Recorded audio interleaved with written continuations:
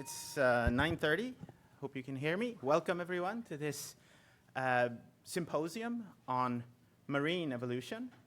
So our thoughts for organizing this symposium was that we really need somewhere dedicated where we can discuss particularities of the marine environment. So there's a number of questions that are particular to the marine environment in terms of evolutionary biology. There's also a lot of taxa, a lot of organisms that only exist in the marine environment, right? So it's nice to get this collected. But it's also been really exciting to see that there's a lot of talks on marine systems throughout this whole conference, and that's something that has actually changed dramatically, I think, in the last 10 years. So my name is Pierre de Witt, and I'm from the University of Gothenburg in Sweden. And my name's Elika Faust, and I'm currently in Ewag in Switzerland. And sort of one of the logics also for this symposium is that, you know, we have our societies on both sides of the pond here. And, you know, we're both looking at the same thing. We're looking at the ocean, but from different angles. And so this is a little bit, you know, highlighting the differences, maybe a little bit too much. But, you know, by working together across societies on both sides of the Atlantic, and this goes, of course, for the other oceans as well, we can get a better understanding of how things work. And we also have, apart from the societies, respective research networks that are focused on North America, and we have research networks that work mostly in Europe. And the thought of this symposium is that we should highlight the work that's ongoing on both sides, and hopefully we can see the connections and try to figure out what are the most important questions to go forward with in the future and do that together. And so the symposium today, we have 4 time slots, so we have all day today. And these are this is a word cloud of the words from the abstracts submitted here, so you can see sort of what the main topics are that we're going to talk about today.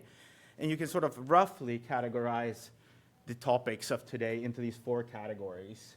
So inversions, or that's the topic of a lot of talks that hold this whole symposium, this whole conference, but that's also an important thing that's popping up all the time now in marine systems as well. And then we have phylogenetics, and then we have gene expression work and plasticity, and then we also have a lot of invasion biology, so we'll see that reflected in the talks today. And as you know, we have, you know, each presenter has 15 minutes. After 13 minutes, there will be a bell. And after 15 minutes, there's the gong of death. And then you have to stop. And then there's a chime when the next presenter will start. And we hope that all the speakers can follow this so that we can keep the schedule also for the people that come and go throughout the day. Although you should just stay. Yeah, don't go. Stay here. So with that brief little introduction, I'll introduce the first speaker of the day, which is Kathleen Lotterhos. And Kathleen Lotterhos actually has a double slot, so she has 30 minutes to talk. Well, 27 now. And she will give a brief introduction both to the research ongoing here and then also to her study system. So, Thanks so much. Yeah, thanks so much for organizing this. It's really exciting to have a full day of marine evolution talks, and I'm really grateful for the opportunity to kick things off. And I can't see the slides on the computer, so I'm just going to stand down here. And we're excited to come together today and especially bring together 2 networks that have focused on the study of marine evolution. The Center for Marine Evolutionary Biology is a European network founded in 2008 that is focused on topics such as range expansions and supergenes. The Research Coordination Network for the Evolution in Changing Seas was funded by NSF in 2018 and is focused on synthesis and meta-analyses. And both communities have developed a lot of great learning materials for studying evolution and genomics.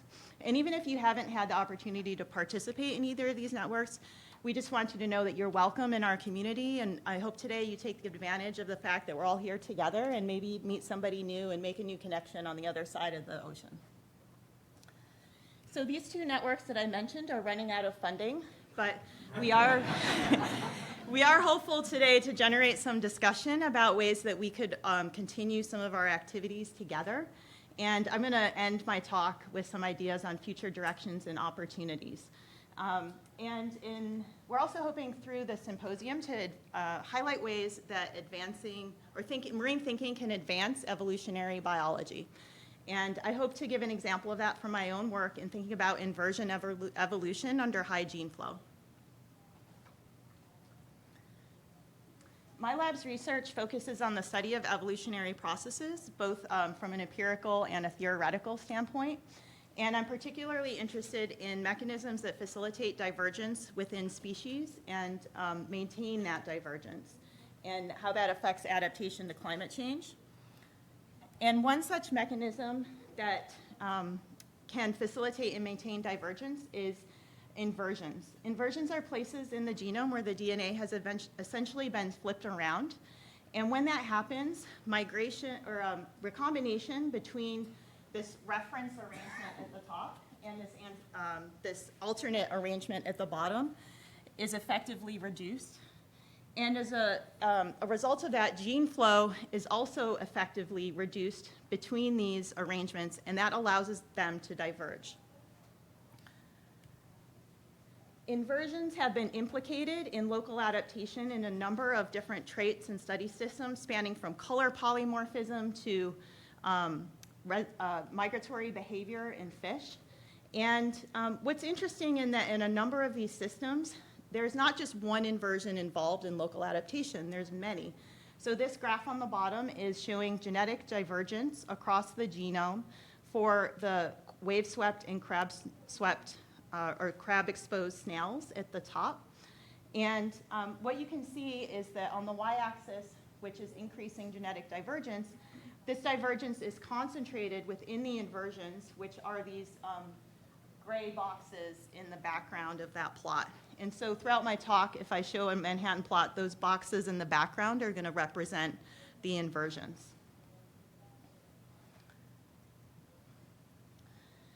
So population genetic theory has largely focused on situations that inversions will establish, but they have only focused on low gene flow scenarios in which there's already divergence happening between two different environments.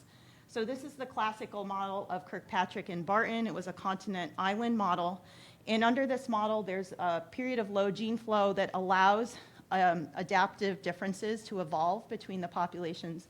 And then they looked at the situations where an inversion would capture already locally adapted alleles. So this is great, but it can't really explain the patterns that we see in nature, like why do we see multiple inversions? And what about all these high gene flow systems where we don't see this like historical period of low gene flow? So to address this gap, my former grad student, Sarah Schall, teamed up with myself and Ben Haller, the developer of the simulation framework SLIM, and developed a quantitative genetic model to study inversion evolution. And in this model, there's quantitative trait nucleotides that have additive effects on a trait.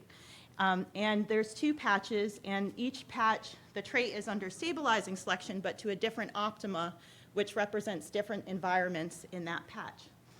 And so we let inversions invade these genomes in the sense that we gave it an inversion mutation rate. We drew inversions from a uniform distribution in terms of the size that they were. And we saw that when we pushed these simulations to really high gene flow scenarios, the only time we saw local adaptation evolving was when we allowed those inversions to invade. And this is the interesting part, is when the genetic architecture was highly polygenic. So there was hundreds or thousands of alleles of really small effects, and they had local adaptation evolved very via this covariance in polygenic effects. So there's some people in the back. You can come in. There's some room over on this side and on the floor if you want to make room for people who are coming in now. So under this model of inversion evolution, basically what we'd see in the simulations is that because there's high gene flow, there's a lot of diversity segregating in both patches at the beginning of the simulation. And then an inversion would mutate and happen to capture a small enough effect that was favorable in that patch, that was enough to kind of overcome that, reduce migration enough so that it was overcoming that homogenizing effect of gene flow. And we would observe a gradual buildup in terms of the inversion effect size on the trait and differences in allele frequency in that region of the genome, right? And so this was a very gradual process that happened over thousands of generations. And because of this highly polygenic model, we would also see that within an arrangement, there would be a diversity of genotypes, both within the ancestral arrangement as well as within the inverted or alternate arrangement. And so also because this is a high gene flow scenario, one inversion wasn't enough to bring the populations to their optimum, right? And so then we would see this process happening again, maybe starting in a different patch, in a different area of the genome. And again, this was a process that would happen over thousands of generations. And then once this divergence sort of started to occur, we would then see the establishment of overlapping arrangements on the genetic map. So this is an arrangement in a different individual that didn't have one, but it's overlapping on the genetic map with another inversion. And it was capturing already locally adapted alleles under that more classical Kirkpatrick and Barton model. So needless to say, it took us a while to figure all this out when we did the simulations. But it was really cool because it was capturing some of the things that we would see in nature. And so this theory brings some questions that we can test with data, such as how are these different inversion arrangements associated with adaptive traits? Do inversions behave as large effect loci or as highly polygenic locus with a continuum of effect sizes? And is there evidence for overlapping inversions on the genetic map? So Atlantic cod offers an interesting study species to test some of these hypotheses. So in this species, there are migratory substocks of cod, and these are individuals that will migrate hundreds or thousands of kilometers every year on these feeding migrations and then come back to where they started. And we've seen this in the coast of Norway and the coast of Iceland, and as well as on the west coast of Greenland. But there's also coastal cod or nearshore cod that are found in shallower water and don't really move around as much as these migratory cod do. And then in the Gulf of Maine, we have cod with different propensities for movement, but mostly they don't undergo these long distance migrations, so they're coastal. And a large body of literature has shown that there's 4 large inversions in the cod genome that are implicated in different ways in some of these different ecotype divergences. The data set that we have to work with was also compiled by Sarah Schall as part of her PhD. And it's over 300 fish collected from offshore Iceland, which are putatively migratory ecotypes, nearshore Iceland, which are putatively coastal ecotypes, and then nearshore fish in the Gulf of Maine. Each fish was sequenced in their whole genome to 15x coverage. And this data set would not have been possible without a large number of collaborators who helped Sarah collect these fish in the Gulf of Maine and Iceland, and who also helped with the bioinformatics. So the adaptive trait that we're interested in relation to long-distance migration is drag reduction. A large body of research has shown that the small differences in the shape of the fish body can affect how much drag that fish experiences. And this is used in the design of boat hulls and aircraft. So we hypothesized that offshore fish would have a more streamlined body shape. And Sarah also did morphometrics on every single fish that was sequenced. And so in these morphometric distances, they're colored according to how correlated they are with each other. And so we only used one measure from each color group for our analysis. And each of these measurements was corrected for fish length. So we did find phenotypic differences between the groups, and here are some representative pictures. So we found that the offshore cod tended to have narrower heads. So these distances on the top are the head distances, and they were narrower, as well as longer and narrower caudal peduncles, which is that area of the fish body near the fish tail. And so these are phenotypic differences that are consistent with a more streamlined body shape. And if you're getting nervous about me finishing, I do have until 10 o'clock because Pierre had the introduction. So don't worry, I'm okay. So we also saw genetic distances between the groups. So when we compared the Iceland offshore fish to the Iceland nearshore fish, as well as the offshore fish to the Gulf of Maine nearshore fish, we saw elevated genetic divergence across those all four inversions in the genome. And when we compared the Iceland nearshore fish versus the Gulf of Maine nearshore fish, we saw elevated divergence in the inversions on the 1st and 12th chromosome, but not the other two. And so in these again, in these graphs, the y-axis is the significance of the degree of genetic divergence between those group comparisons. So with this genetic data, we can start to ask questions about migratory evolution. And the reference genome that we used was an offshore cod putatively migratory from Norway. And their multilocus inversion genotype is at the top. So we can ask, do migratory fish in Iceland have the same arrangements as this reference fish? And what we found is that migratory fish in Iceland tended to have 1 or 2 copies of the alternate arrangement on the 1st and 7th chromosome on those inversions. And so this suggests potentially that the migratory basis in Iceland could be different from Norway, but we would need more Norwegian fish to really figure that out. And in this heat map, each row is an individual. So you can look across a row to understand that individual's multi-locus inversion genotype. And for the nearshore cod, we found that they tended to have 1 or 2 copies of the alternate arrangement on the 2nd or 12th chromosome. But what I think is interesting about this plot is that there's a lot of ways, there's a lot of different multi-locus inversion genotypes. There's a lot of different ways these genotypes are coming together within an individual in terms of their arrangements. And then if we even look closer within each arrangement, the inversion is incredibly diverse. So now in this heat map, each row is an individual again, but I've colored it according to their single nucleotide polymorphism genotype.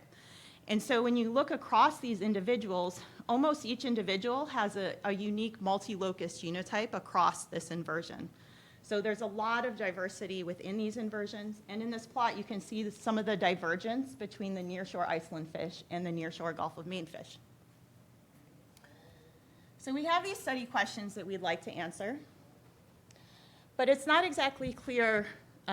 It feels like this Russian doll problem, right? We've got these multiple traits affected by the genome. We've got multiple arrangements coming together in different ways between individuals. And then we've got unique multi-locus genotypes within arrangements.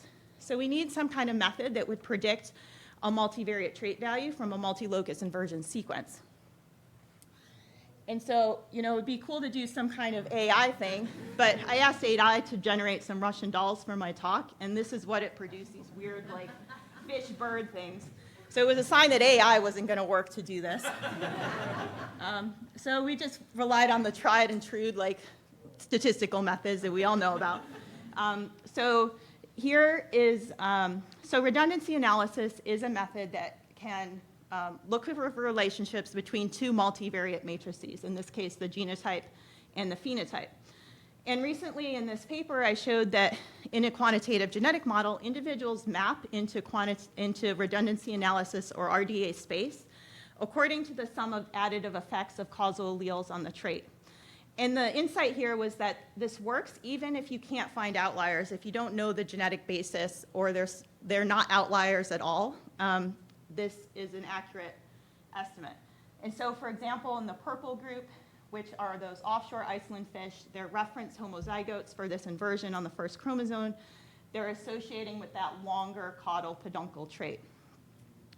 So this is nice. We can run a redundancy analysis on each inversion, but it's not really interpretable across inversions. And in this paper, I also showed that a simple extension to RDA in terms of a back transformation can predict a standardized trait value for an individual based on their multi-locus genotype. And this is simply the product of the proportion of variation in that RDA axis times the loading of the trait on that RDA axis times the score of the individual on that RDA axis, summed across all RDA axes that are significant.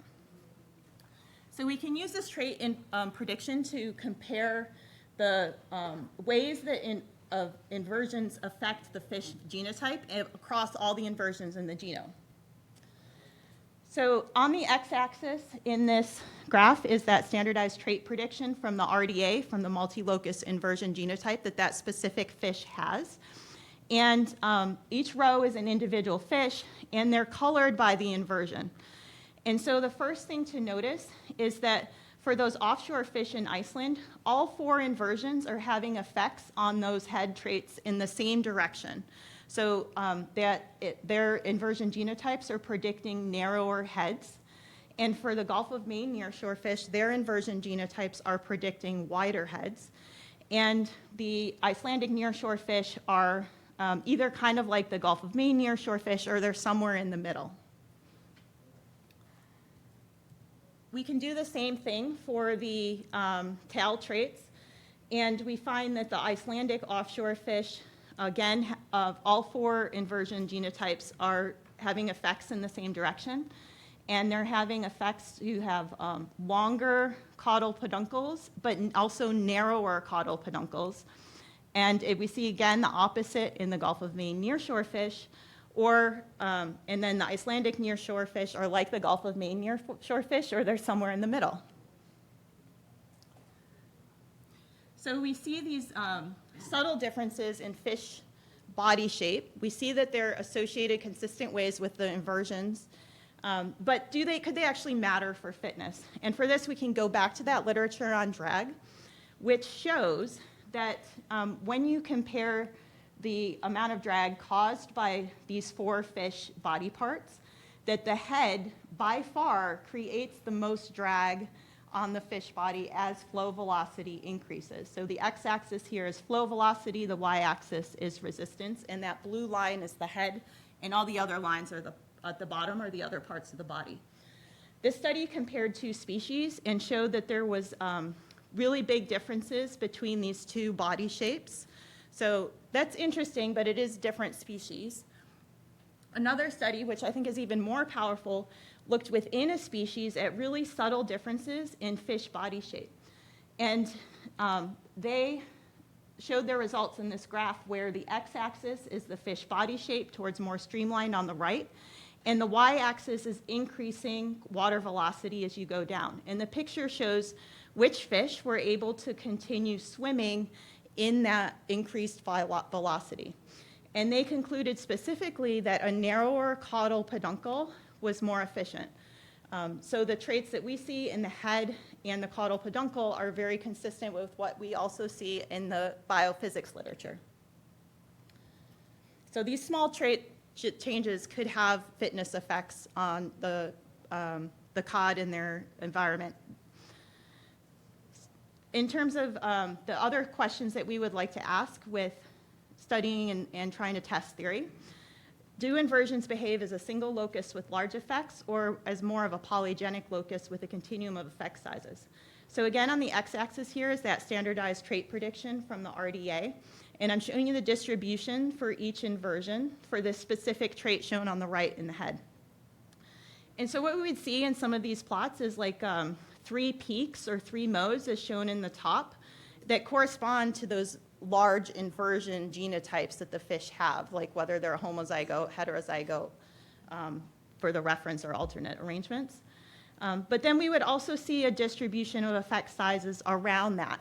So basically we would find these multimodal distributions. Sometimes they would look more continuous like they do in the other histograms with potentially polygenic effects on top of these larger effects of an arrangement. So it's kind of consistent with what we would see with the theory. In addition, we're interested in testing for evidence of overlapping inversions on the genetic map. So far, we've looked for this in one individual, and the short answer is yes, we do find evidence for overlapping inversions, but we're trying to think about a way to test this meaningfully in a way that we could actually test theory. So to learn more, I encourage you to visit my student Layla's poster on Monday at 5:30 p.m. So here is the conclusion slide.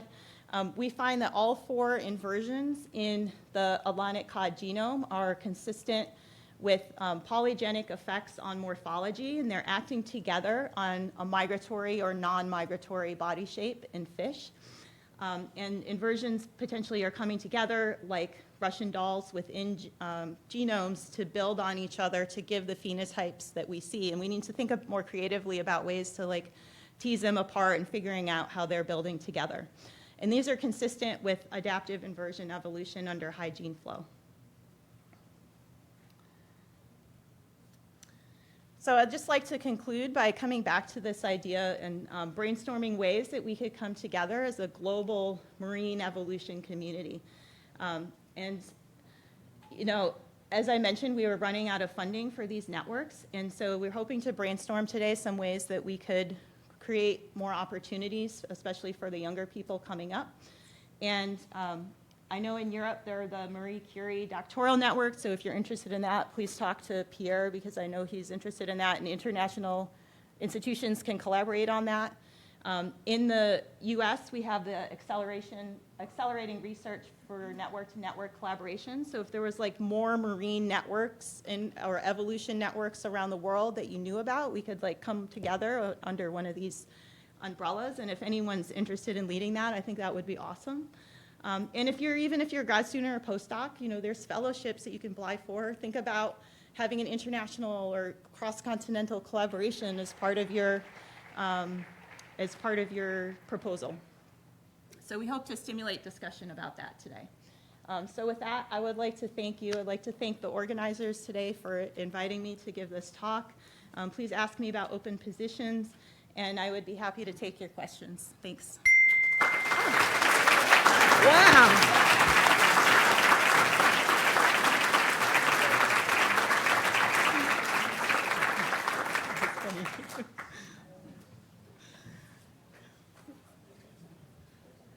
Okay, yeah, sure. Yeah. Hey, cool, very cool talk. I'm curious about the question about the simulations. Are inversions helpful even in the case of panmixia, where there's no restriction on gene flow? Or do you see a parameter space where that starts to fall away?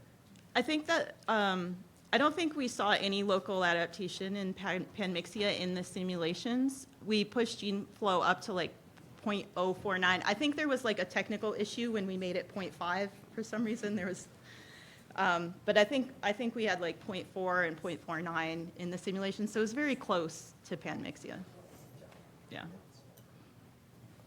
Yeah. I have a question about how much, maybe you said that, but how much of total variation in the size is explained by the inversion versus the rest of the How much total what? Like. variation? Yeah, so we looked at additive genetic, this is one thing I wanted to mention, I forgot. We looked at additive genetic variance and how it was dispersed across the genome essentially, and we found that inversions concentrated additive genetic variation relative to their size, but they didn't concentrate all of it. And so in this highly polygenic view of inversion evolution, like inversions are concentrators of the genetic architecture, but there's still a lot going on outside of the inversions that is relevant to the adaptive evolution as well. Yeah. Or you don't have a proportion? It's in the paper, I think, yeah. Yeah. So I was wondering, these predictions that you make then from the Yeah. do they also work in other populations and other sorts of thought, or could you use this as sort of a prediction that you can test them in other? You could use, yeah, I think you could use this in as many populations as you wanted to compare. Yeah. Thank you.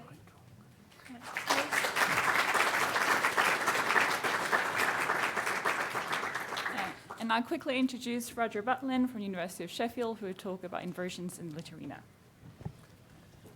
Hi, thanks. Yes, I want to talk about inversions and ecotypes and species in Littorina saxatilis, but I actually want to start here. The observant will notice this isn't a snail. So somewhat more than 40 years ago, I did my PhD on an inversion polymorphism in this beautiful fly. We discovered that it influenced multiple phenotypic traits, that it showed very strong heterosis, that it showed environmental associations, and that variable effects were variable across time and among populations. Actually, we shouldn't have been very surprised by that, because 40 years earlier still, Dobzhansky's group had showed more or less the same for large inversions in Drosophila pseudo-obscura. They also showed balancing selection, multiple phenotypic associations, variable selection across time and among populations. And actually all of that in both systems is pretty much what we should expect from theory for large inversions, because even if they originally spread through a process like the Kirkpatrick-Barton model, for example, that Katie mentioned earlier, once they're present in the population and polymorphic, they're expected to accumulate deleterious recessive mutations, but also adaptive alleles that respond to various different environments. And they're expected to do that somewhat differently in different populations, so you don't expect every population to have the same effect for any given inversion, more or less, as Katie was saying earlier. But that kind of view of polymorphic inversions contrasts a bit with the typical view of inversions and their role in speciation. So many of you will know the work of Noah's group from 20 years ago, talking about inversions which are fixed different between species and which are either underdominant in themselves because of their direct effects or because they accumulate things like Dobzhansky-Muller incompatibilities. So in this pseudo-obscura persimilis system, the inversions typically contain the genes that are involved in reproductive isolation.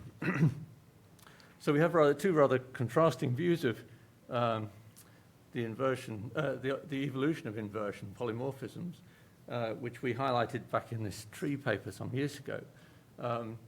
Polymorphisms can evolve to be divergent between populations and important in the evolution of reproductive isolation, characterizing differences between populations and perhaps proceeding towards contributing to speciation. Or they can be maintained by strong balancing selection within populations, in which case they're rather unlikely to contribute to speciation, but it's difficult for them to become fixed different between populations. So in that context, I want to talk about some of what we know about inversions in Littorina saxatilis. There are inversions throughout the genome of saxatilis. We know about 20 inversions so far, and actually there are 2 overlapping pairs, going back to what Katie was saying. Pierre Barry talked a bit about the history of the inversions in the virtual conference, and James Reeve talked a bit about inversions in environments yesterday, and I think both of those talks are probably still available somewhere. And I should say that we also know that these inversions are associated with various adaptive traits, but they only explain maybe 50% of the variance. There's also additive genetic variance outside the inversions for adaptive traits within Littorina saxatilis. So I'm going to talk briefly about transects that we make from one habitat to another on the coast of Sweden, where there are Littorina saxatilis ecotypes adapted either to sheltered boulder fields which have many crab predators, where the snails have thick shells, large size, small aperture, and wary behavior that adapt them to crab predation. And then rocky headlands either side of those bays, where there are very few crabs, there's strong wave exposure. Snails are small-shelled with large apertures. And I should say immediately that the scale of this is very small compared with what Katie was talking about. It's about 100 meters across one of these bays, and the snails are ovoviviparous, so they have a lifetime dispersal distance in the region of 2 meters per generation. And I'm only going to summarize results from one transect, but I want to say that everything I say is repeatable across transects. You just have to believe me about that. So just to talk through what these graphs look like, the individual grey points are the genotypes of snails, and they're jittered slightly just so you can see all the points. And then in this case, the line is a Klein fit, sigmoid, a simple sigmoid Klein fit in a way which allows for the ends not to be at 0 and 1. And in this case, the plot goes from the center of the sheltered bay where the crab ecotype is on the left to the wave ecotype on the right. And this is exactly what we expect for this particular inversion for simple divergent selection. So one arrangement is favored in the crab environment, the other arrangement is favored in the wave environment. Selection is strong, so we see a steep climb going roughly from 0 to 1. And this sort of inversion could perhaps contribute ultimately towards increased differentiation and speciation. But actually this pattern is rather rare. More of the inversions show this sort of pattern, where in one or sometimes in both environments, the polymorphism for the inversion is maintained. Okay, so this inversion still contributes to the ecotype difference because there's a strong and consistent frequency difference between environments, but it's not going to fixation for one arrangement on one side and the other arrangement on the other side. And this is most likely due to balancing selection within the wave environment in this case. And the fact that we see similar frequencies in multiple wave populations reinforces the idea that that's balancing selection. But we also have some other experimental evidence from that. So my colleague, Kerstin Johannesson, moved crab snails to an unoccupied wave environment about 30 years ago, and we followed the evolution of that population, both phenotypically and genetically. And just to summarize very briefly, now what we see is that the shift in allele frequency between crab and wave in this spatial Kleins is mirrored in the shift over time on this isolated empty environment. And that's very strong evidence, I think, for balancing selection acting on the inversions, because we restore the expected frequencies in the wave environment for multiple inversions, actually. But then we can ask whether this crab-wave differentiation is the only selection force acting on the inversions, and there's strong evidence that it isn't. So for this inversion, 12.1, we're now looking at shore height effects within the environment. So if the 100-meter scale was a small one, now we're looking at a scale of actually less than 2 meters from the bottom of the shore to the top of the shore, and we see strong, consistent difference in arrangement frequency over that small scale. So there are multiple different adaptive gradients that influence the frequencies of the inversions. And just like in the flies and the seaweed flies and the Drosophila, if we go back and sample the same Klein, excuse me, at 2 different times of the year, we see strong frequency differences. So the upshot of all this is that selection on inversions is complex because, not surprisingly, when they contain large numbers of genes, they're going to influence on multiple traits and be influenced by multiple different selective pressures. And it's going to be unusual for that to be simple divergent selection. It's commonly going to involve maintenance of some sort of polymorphism. So what does this say for the role of inversions in ecotype formation and speciation?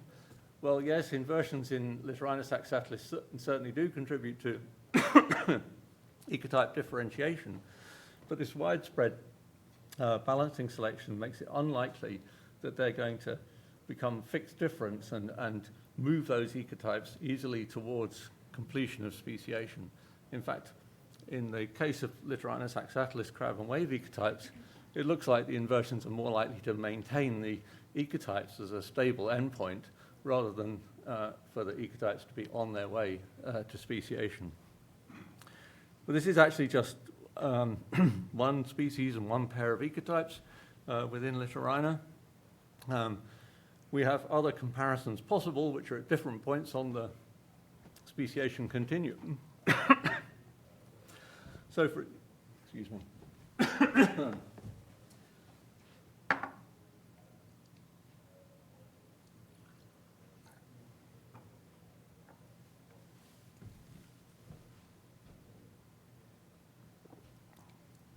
So on the right-hand side here, Littorina arcana and saxatilis are two species of Littorina that coexist and apparently don't exchange genes anymore.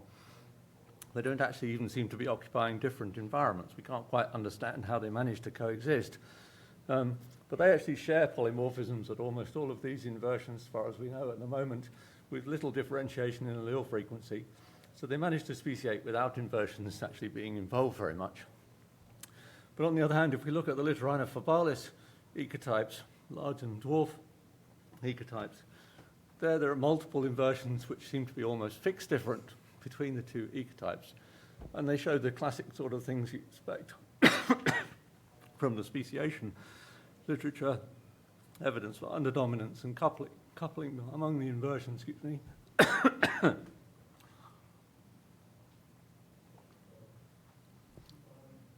And that may be because they've had a period of apparent allopatry during their divergence. So as I lose my voice, I think I will stop there. And just thank many people who've been involved in this work. And actually also I'd like to mention CMEB, the Center for Marine Evolutionary Biology in Gothenburg, which has really been terribly supportive to Littorina work over the last, 20 years or so. Yeah, thank you very much.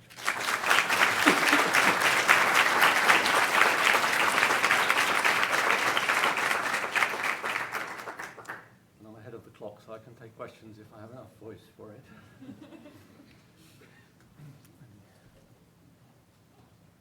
Any questions? Yeah, at the back.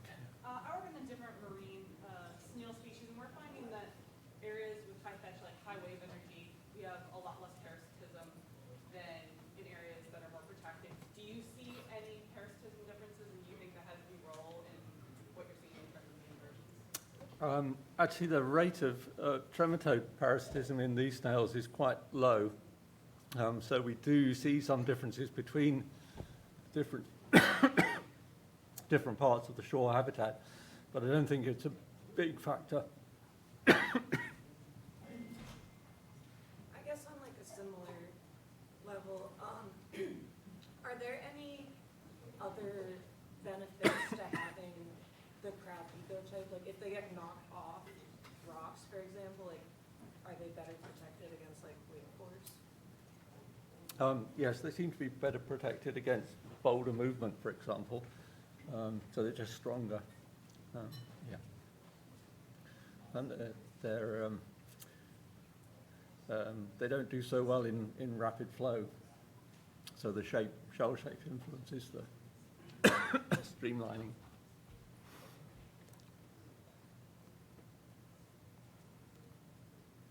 So in this case where you have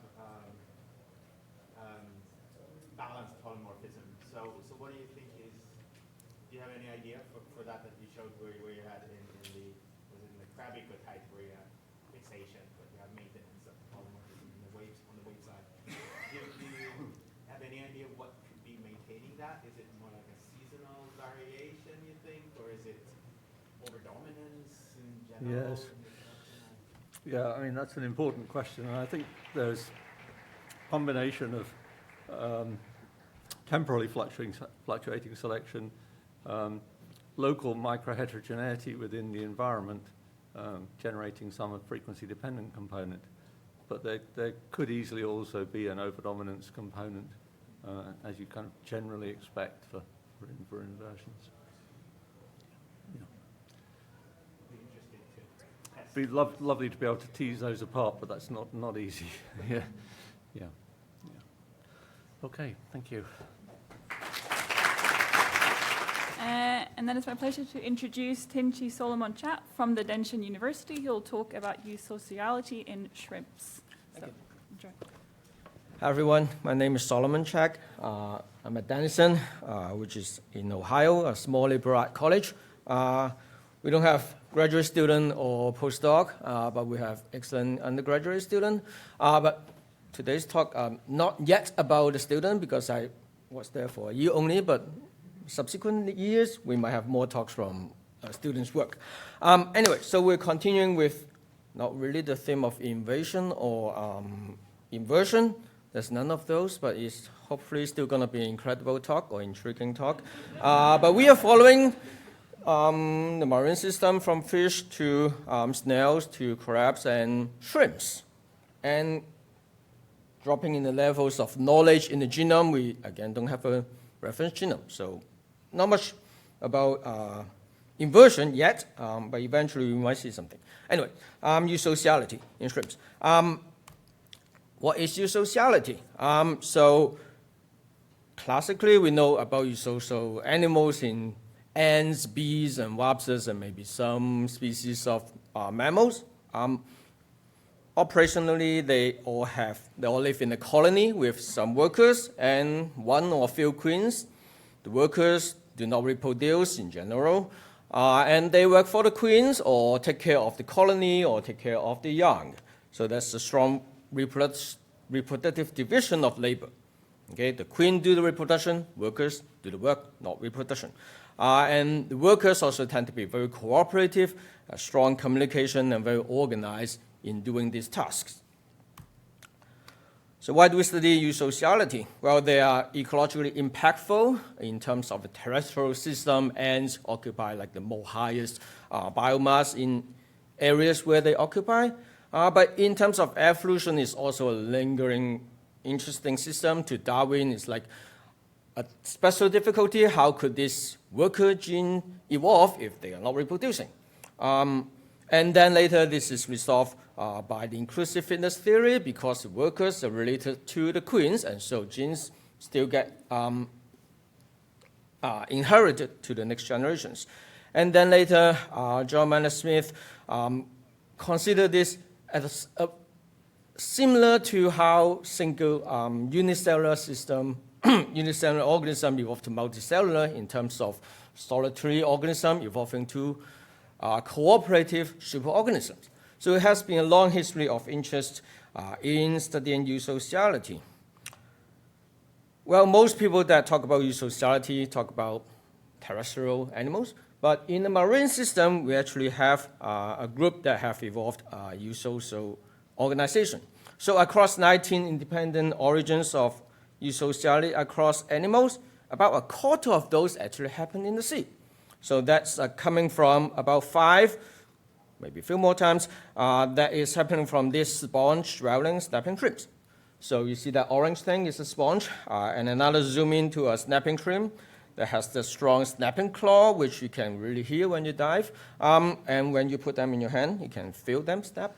It's an interesting feeling. It's not that painful, but you can feel and hear it. Anyway, so this is a sponge dwelling snapping shrimp. They're all in the same genus called Synalpheus, close relative to the Alpheus shrimps.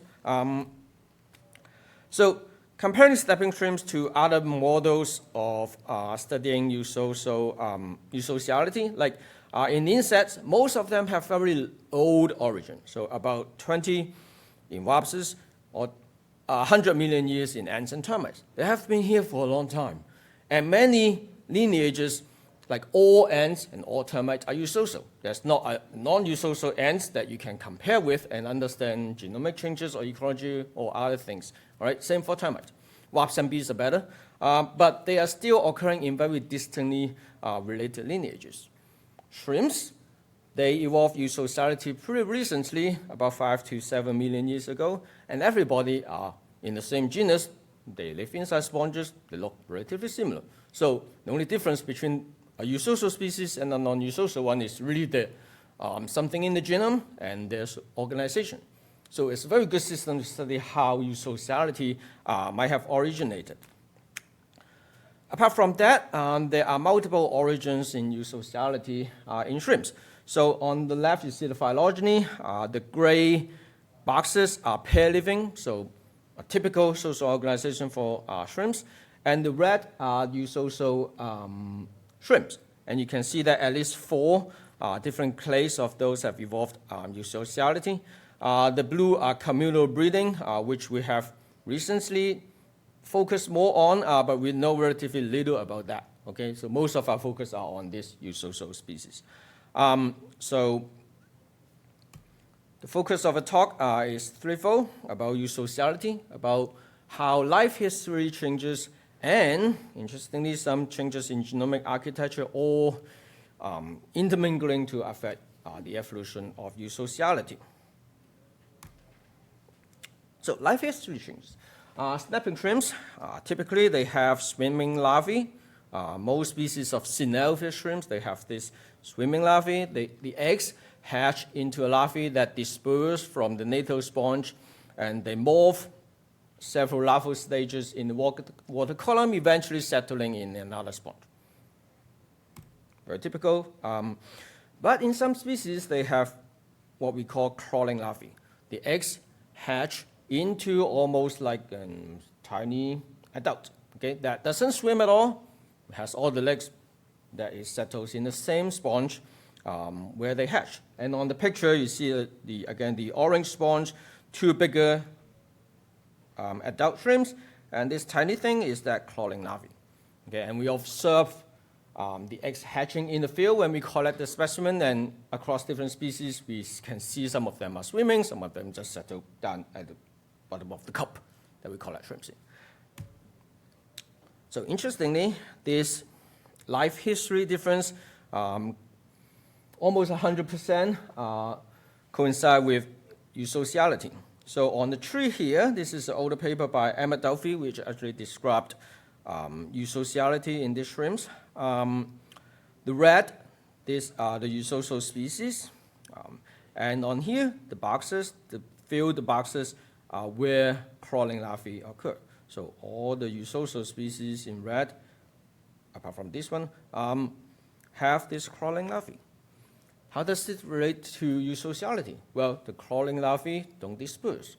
So they all stay in the natal sponge where they hatch, forming the colony. So mom, a dad somewhere, and all the offspring from that queen settle and form a eusocial colony that have strong kinship. Okay, they're all related to each other, allowing inclusiveness to work, perhaps. And we don't know which one goes first, but this is the pattern that we see.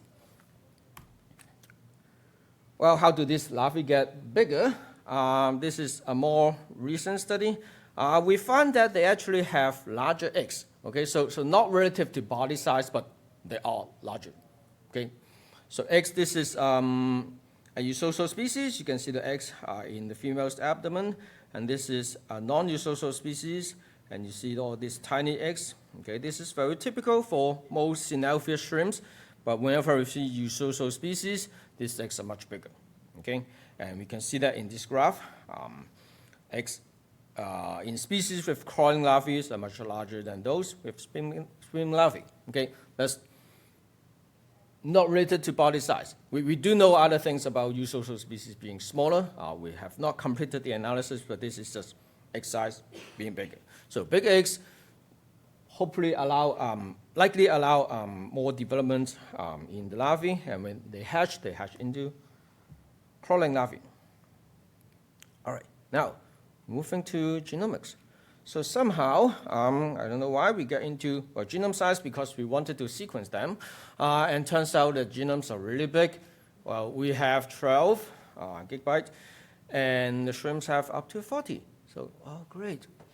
You need to spend a lot of money to sequence them, which we haven't been able to do it yet. We have a poor draft genome because of that big genome size, but we're trying to look at across the species and see, well, how big and how variable the genomes are, okay? And turns out that it's related to the egg size as well. So species with larger genome, which is essentially how much DNA is in the nuclear genome, they also have big eggs, okay? So this is genome size on the X and egg size on the Y. This is a phylogenetically controlled analysis. And we see similar trends in general other species. Species with bigger genome size tend to have larger cell size. Okay, cell size, sorry. So likely this pattern is related to a known pattern between genome size and cell size. But altogether, we can see eusocial species, they have the crawling larvae. Crawling larvae are coming from bigger eggs, and species with big eggs also have bigger genome size. So this is trying to map out all of those in the same phylogeny. These red boxes are eusocial species and egg size. The red are higher egg size, and the red are also higher genome size. So we tried to tease out what's happening between eusociality, developmental mode, which is the crawling versus swimming larvae, egg size, and genome size, using phylogenetic path analysis. We ran different models. For example, in model 2, we think eusociality has a causal relationship to genome size, and then that increased egg size, and then they become they have a different developmental development in the larvae. Turns out, across these different models, model 1 is the most supported model. Okay, so in model 1, it tells us that developmental change have a causal relationship to egg size. So the change from swimming to crawling larvae have increased egg volume. The other arrow tells us that species with larger eggs have larger genome size, which we know, but more importantly, the model tells us that eusociality has an independent effect or causal relationship with genome size. Okay, so it's not because of eusocial that this change, but they independently affect genome size. And honestly, we still don't know what that means. It's very difficult to understand. But we do know something about why the genomes became bigger. Okay, there's a different study occurring about the same time when we did the egg size larvae thing. So there are many things that can contribute, genomic changes that can contribute to a bigger genome. Okay, and among this, turns out transposable element in the shrimps has a strong effect. We don't have the whole genome, so we have to use other methods to get at how much transposable elements. Well, by the way, transposable elements, they are, some people call them genomic parasites, that or different, a new kind of mutation that feel adaptive evolution, depending on how you look at it. But they are elements that are not crucial to the survival of the organisms, but they are elements that can copy and paste themselves across the genome. So if you have one copy, which can be 1,000 of base pair long, and it copy many copies in the genome, that can increase the genome size. And we see a strong correlation between the proportion of all transposable elements and genome size. Again, this is not the whole genome. It's coming from ddRat. We have to create a pipeline to find TEs in the ddRat data and then look at this relationship. But we found a diverse number of transposable elements, and they tend to be a strong contributor to the genome size changes. And we have some hypotheses about how that happened, which I'm not showing the data here, but it's likely related to the drop or decrease in effective population size in eusocial species, because instead of everybody breeding, we only have the queen and the king breeding. Okay, so a big drop in effective population size, and likely due to slightly deleterious mutation occurring, and maybe those mutation is related to genomic mechanisms to suppress transposable elements. And so some of these transposable elements could expand in eusocial species. Don't know how I'm doing on time, but close. So what we know, eusociality in the eusocial shrimp, they are the only marine lineage to evolve eusociality, have multiple origins. In terms of life history, they tend to have crawling larvae that form a colony and larger eggs. That also correlates with the genome having larger genomes and more transposable elements. And again, we're trying to tease out what's happening in this, but maybe not until we get an idea of the whole genome of what's happening in there. Maybe it's inversion, who knows? So what's next? We have mainly been studying the West Atlantic, mainly in the Caribbean, but there seems to be some more origins of eusociality elsewhere. So we're trying to build a global phylogeny, going to the museum and doing some more sampling to get at the full diversity of how many times eusociality have evolved, so that we can have a better sample to study the system. And then we want to look at if there's any shared pathway in evolution of eusociality in terms of morphological evolution and genomic changes that mirrors things that other folks find in the terrestrial system. Perhaps it's all very similar in terms of a genomic and morphology. So stay tuned. Thank you very much for coming or staying here, and our funding source and collaborators. I'll take questions.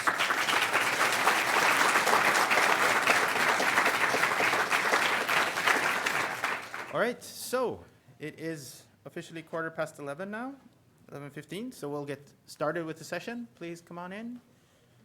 Please come to the front for those of you who are joining us. It's plenty of space. So it's my pleasure to welcome the first speaker of this part of the session, which is Claudio Slamovits from Dalhousie University, and the talk will be about viruses and dinoflagellates. Thank you. Thank you very much. So it's a pleasure to be here. Thank you to the organizers of the symposium for inviting me. I'm having a great time. So this talk is going to be an outlier, as you probably are guessing from the title. We're not talking about inversions or anything like that, but we're still talking about things that happen in the ocean, which is a great place. So especially because things in the ocean mix a lot, right? So and when things mix a lot, evolution happens. So that's one of the main points of the talk. So, so viruses, let's talk about viruses first. So 4 years ago, something happened. This guy came to our lives, and it was really a bad situation. So bad thing happened, catastrophic things happened. But if there is something that we can rescue, something positive of this, is that it got people talking about evolution on one side, in the broader sense, but also about viruses and evolution of viruses. So these are all headlines that just got as examples that these are not titles of papers. These are just news places, newspapers and TV outlets talking to everybody, not just the scientists. And for some time, we could hear people in the buses talking about mutations and proteins and spike proteins and evolution and even branch length for Darwin's sake. So there was a great time, I think, for evolutionary biology as a whole. So everybody out there learned that evolution happens, that viruses themselves can evolve, right? But we as evolutionary biologists, we know that there's always another side. So in addition to the virus, we know that the partner of the viruses or the host of the viruses also will evolve as a consequence of infections, right? So viruses are powerful selective forces, so because they will leave the mark in terms of things we can look at, we can measure, like natural selection signals in terms of nucleotide composition or allele frequencies or even amino acid positions in certain parts of the genome, so that's something we can measure. If we go back in time, beyond the level of species or populations,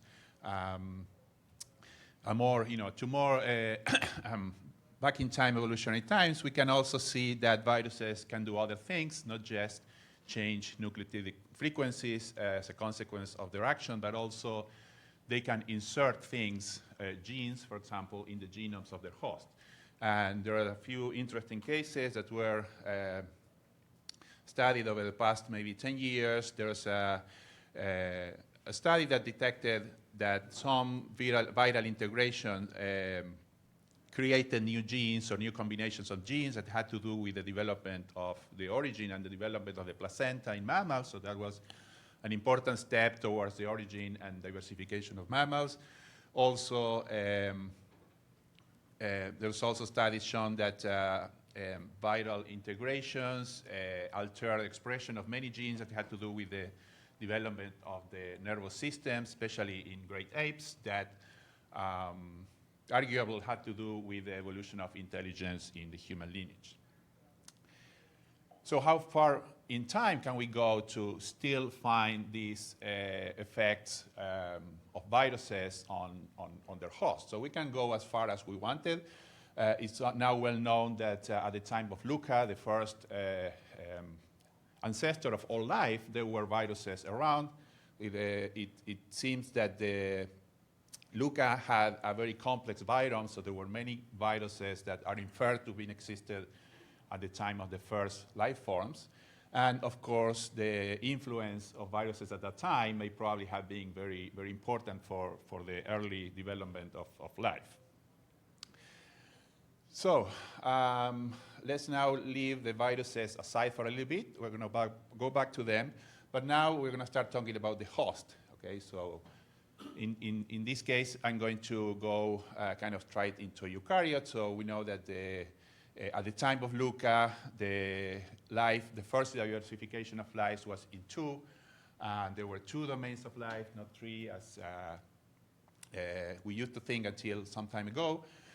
The first two domains of life were prokaryotic, essentially, bacteria and archaea, and only after about 1 billion years after the archaeal lineage originated, after a successive series of diversifications, is that when eukaryotes arose from a group of archaea. Of course, this was very controversial because people don't like to be called an archaeon, but if you believe in phylogenomics and also believe in cladist philosophy, you have to come to the logical conclusion that since eukaryotes and archaea are not sister groups, but rather eukaryotes is a group nested within many lineages of, well-established lineages of archaea, then eukaryote is part of that group.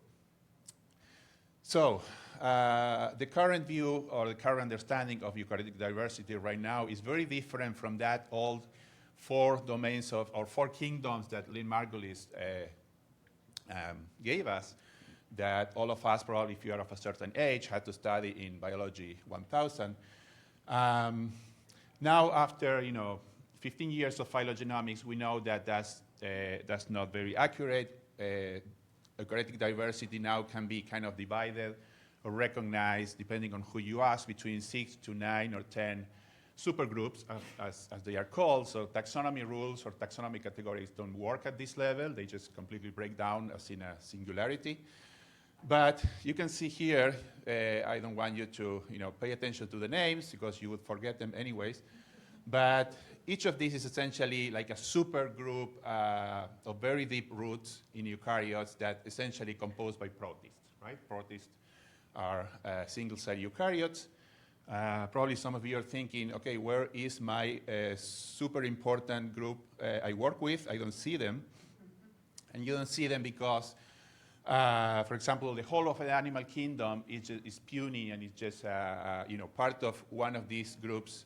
In this particular case, within the Amorphia, which is inside there we found Ovazoa, and then inside there we found Opisthocones. That's where the animals are.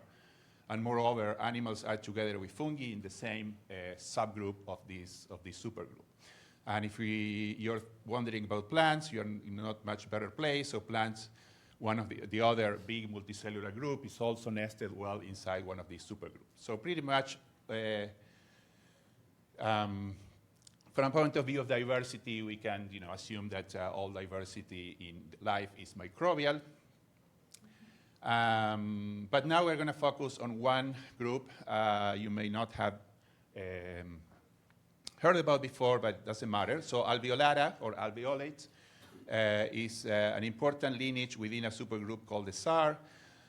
Its sister groups, Tramenophiles. I just want you to keep that name pinned there for some time. We're going to go back to that one. But for now on, we're going to talk about alveolates. Alveolates is a super important group, but for sure this time. It's composed of 3 main branches. One is the ciliates, the other is Apicomplexa, and the other is dinoflagellates. I like this group because it's really a cauldron of diversity. You find that each of the 3 groups has a very different level of organization at the basic cellular level, even though we know that they are related. So that's a fascinating thing. So dinoflagellates is one of the 3 important groups here. So I guess being marine biologists or marine evolutionary biology, you probably heard about them. They are a very important component of the marine plankton. Many species are photosynthetic, and of course, they contribute to carbon recycling, to oxygen, and many parts of the food chain. I'm just going to mention briefly two important aspects of dinoflagellates just to refresh your memory. One is that they can grow into these incredibly dense and big masses of cells. Even though they are single-cell organisms, they can cover hundreds of square kilometers of ocean, and they can produce toxins that are harmful for fish and humans and many other animals. There's also the symbiotic aspect. There are many species of dinoflagellates that are obligate symbionts of corals and other invertebrates, and since they are obligate, they are important for the health and the existence of those animals. And we know that due to climate change, this symbiosis, this relationship is disrupted many times, so that brings the death to these invertebrates that depend on them. And there is many other, as you can see at the bottom, features or aspects of biology where dinoflagellates also play an important place. Okay, so my interest in dinoflagellates is on their nuclear biology. So everything that had to do with their genetics, their genomes, their chromosomes. They are so different from the rest of eukaryotes that people came up with specific names, specific words to refer to for example, the nucleus of a dinoflagellate is called the dinokaryon. The chromatin of dinoflagellates is referred to as dinochromatin, and dinochromosomes and everything like that, because they are so different than your normal, typical nucleus that you learn in biology. Here I have a few pictures of nuclei from dinoflagellates, and you can see there, this is not a mitotic spread of chromosomes like you see in a karyotype, for example. This is an interface nucleus. So the nucleus are condensed, are extremely condensed, even across the interface phase of the cell cycle. The way in which a chromatin organizes is also very, very different, and they take this strange look, like that's an isolated chromosome there. The state of the chromatin is referred to as a type of liquid crystal state, so it's everything is very strange. And over decades, people have been struggled to trying to understand and to make models of how this chromatin may work, and of course why it's so different and so on. I guess the most important moment in our road to understanding these features of dinoflagellates came in 2012 when Gornick et al. Paper by the group of Ross Waller in Cambridge. They did a very nice study where first they recapitulated decades of work showing that in those two gels there, we see that when you take a normal DNA from a normal eukaryote and you digest that in a particular enzyme, what you get after you run a gel is a banding pattern that shows you that the DNA is degraded, but not completely, but only because nucleosomes, which is the basic unit of the chromatin, gets separated, right? And then you get bands that correspond to one nucleosomes, to two nucleosomes, and so on. But when you digest dinochromatin or chromatin of DNA, you don't see that. So that came up, the notion of dinoflagellates don't have histones or dinoflagellates don't have nucleosomes is what the experiments this came from. So they took nuclei from a non-dinoflagellate and a dinoflagellate, and they compare. When you run a protein gel, you see all the histones there, and in a normal chromatin, and you see just one blob of protein, nuclear protein in dinoflagellate, so they purified that. These some basic biochemical characterizations showing that these proteins indeed localize in the nucleus, that they are highly basic, they have lots of lysines, like histones, and they have a very high affinity for DNA, and they kind of look like histone when you model how these proteins would fold. On the other side, they look at the sequence of the proteins, and they found that at that moment, only in dinoflagellates, only dinoflagellates had those. I didn't hear anything. So. But also, a couple of viruses have those proteins. And they call that DVMP, or dinoflagellate viral nuclear protein. This doesn't matter. So the fact, I guess the most interesting fact here is that there was a time earlier in the evolution of dinoflagellate that all of those nuclear features came together. And what seems to be the key factor there is the origin of this viral protein. This is just to show that we are doing a lot of things, but I'm just going to jump to my last slide, which is a reanalysis of all the DVMP we could gather from a lot of databases. And we found that the situation is way more complicated than it was in 2012. We found that, so I just did a very nice simplification of this tree. So we still find that all dinoflagellates, that's a very large group of dinoflagellates, contain this DVMP protein. But some new things of that show us that Stramenophiles, the sister group to dinoflagellates, also have DVMPs in their genomes. And each of these groups of dinoflagellates, Stramenophiles, is also associated to a particular and distinct group of viruses. So just my take-home messages is that viruses are powerful agents of evolution. Marine viruses mediate horizontal spread of genes, and that happens all the time. Viruses enable or facilitated the origin of this group of dinoflagellates, but also that the main message is that protists are a very source of genetic oddities that need to be explored. Thank you. Thank you very much. So now we will continue with Julia Barth from the University of Basel. Please. Thank you.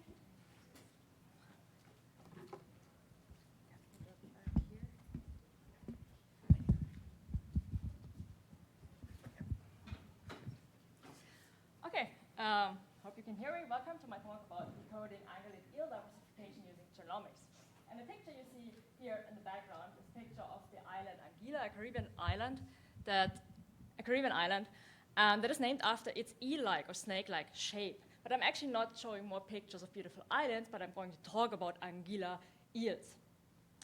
So Anguilla eels belong to the order of Anguilliformes, a hugely diverse order with around thousands of species, some of which are well known, like this one, the moray eel, and others are less well known, like this deep sea species. It's a pelican eel with a huge mouth which can gulp entire fish and unhinging its jaws. And another deep sea species, the sawtooth eel. This is actually belonging to the sister family of the family that I'm studying, which are the Anguillidae. And that's the American eel that you can find out here in the St. Lawrence River.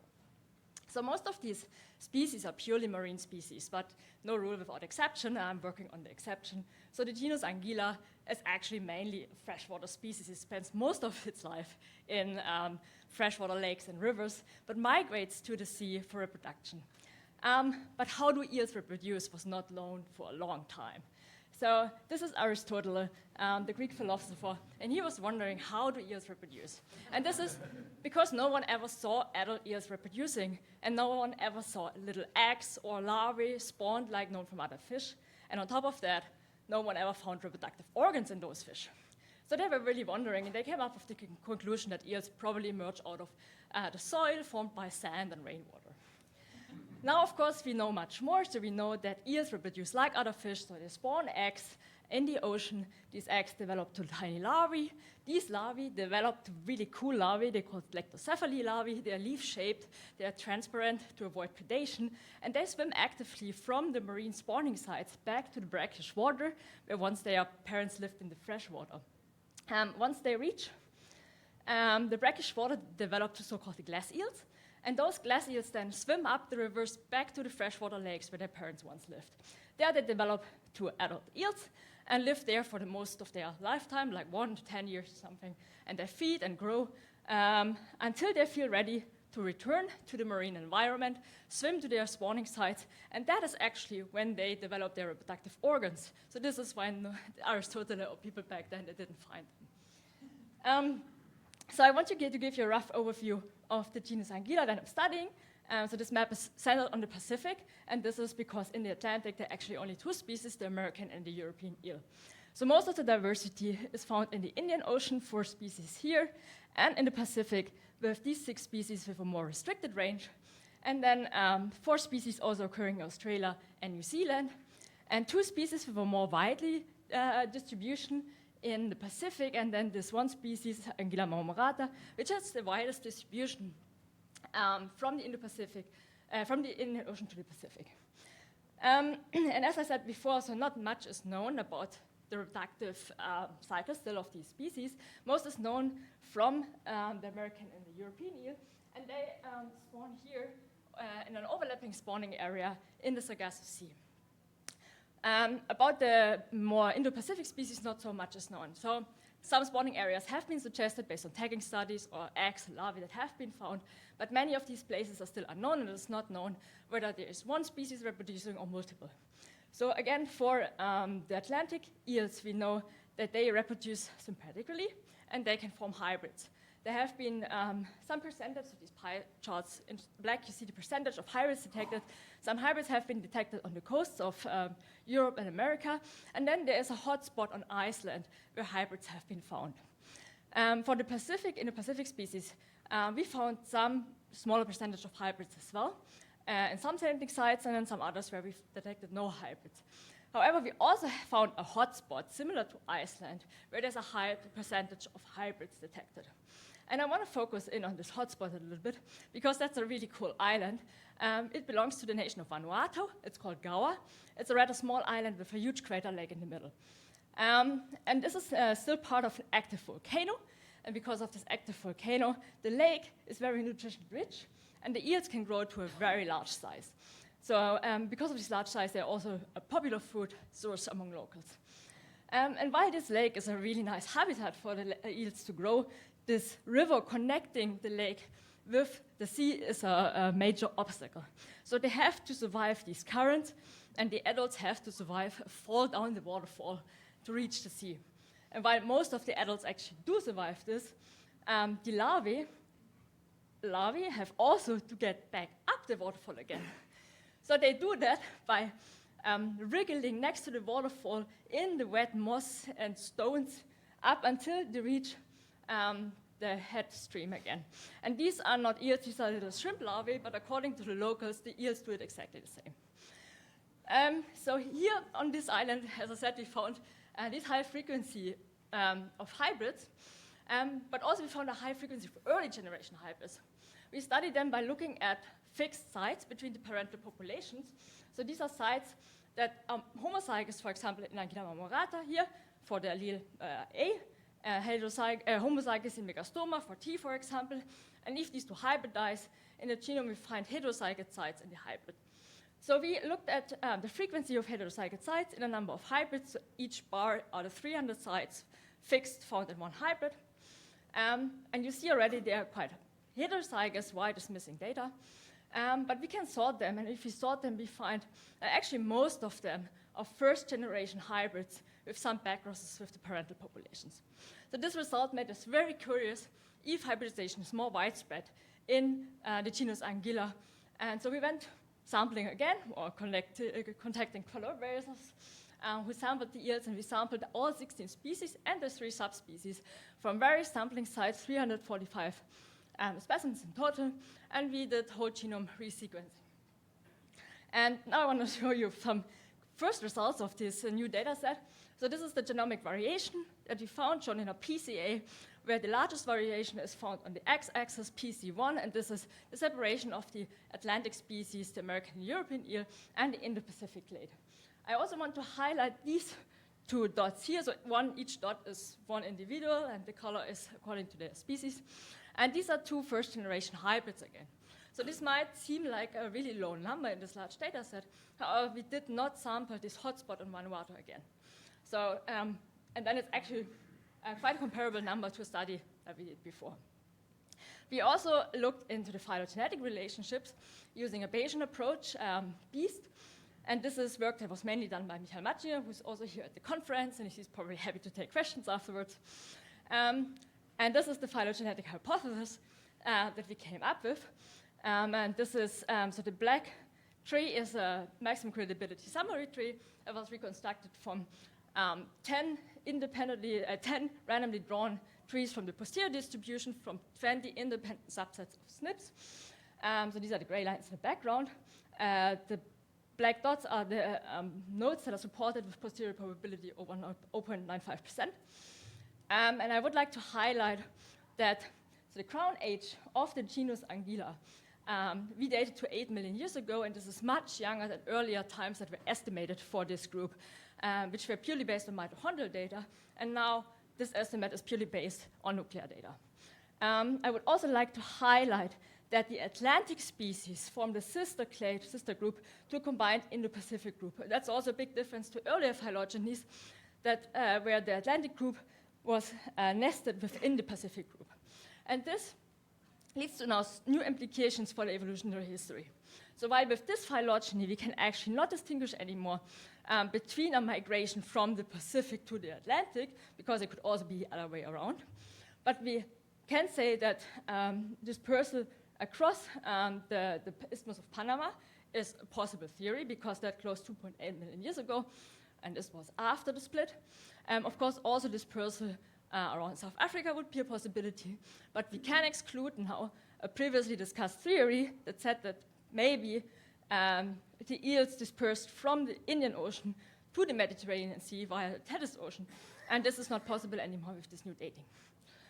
We also exclude the Arctic passage because of common sense, because these are all warm-loving species.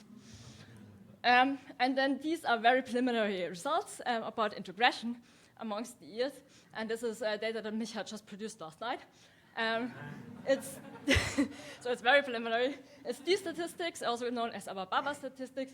The higher the value, or the more colored red, the more support is there for integration. And this is based on the whole genome, and it looks like there is lots of things going on. So there seems to be more integration into the younger species compared to the older ones, but overall, there's a lot of support for hybridization and integration between most of the species. We also looked at individual chromosomes. This is chromosome 17, and there seems to be something going on in some of the species. This is Anguilla luzonensis with Anguilla obscura, and their integration is supported from luzonensis to obscura, and also the sister species of obscura, Anguilla bicolor. Yes, and as a short take home, generate data supports integration among ungulate species, which may suggest a role for hybridization in their diversification. Stay tuned, because we hope to finalize the study soon and publish it. And I want to thank the funding sources, mostly the Austrian Science Fund, Robert Schabelsberger, who is the main PI on this project, and all the people that contributed samples, because we did not go out and sample them all ourselves. So there were lots of people that kindly provided samples to us, which is very important for the study. And then I want to have I still 10 seconds or so? Perfect. To advertise our workshop on population and speciation genomics. If you're interested in those kinds of analysis, come to our workshop. It's running again in January, February next year. And we teach some of these methods, these statistics. Baba, Matt Han will be there. He's also here somewhere on the conference. And yeah, that's it.